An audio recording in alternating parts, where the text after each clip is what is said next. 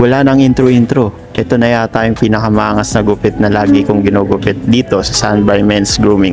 Ang low taper fade. Maangas to mga ka-barbers. Gamit ko ang number 2 at 1.5 na guard. At sabayan na natin ng 1 blending to mga ka-barbers. Sundot-sundot lang.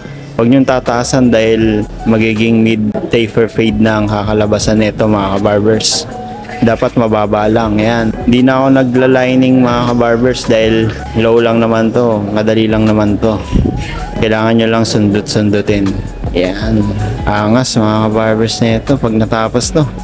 Oo nga pala, kaya pala ako hindi nagla-lining dahil tataas yung pag-fade ko pagka nagla-lining ako. Kasi sabi ng customer ko, pinaka-low daw eh. Kaya pag ganito, hindi na ako nagla-lining dahil lalong lang tataas pagka binubura mo yung lining na ginawa mo. Ayun mga ka-barber, isa rin yun sa dahilan. Kaya sa mga bagong natututo dyan o nag-aaral na maggupit, masterin nyo ang pagbe-blending dahil magagawa nyo lahat ng fade pagka marunong kayo mag-blending. Ayan mga ka-barbers, ganda. Ang angas ng gupit ko. Maraming salamat sa lahat ng sumusuporta sa akin at walang sawang nanonood ng aking video. Yan, poging-pogi yung customer ko. Kaya bye-bye! Peace bomb!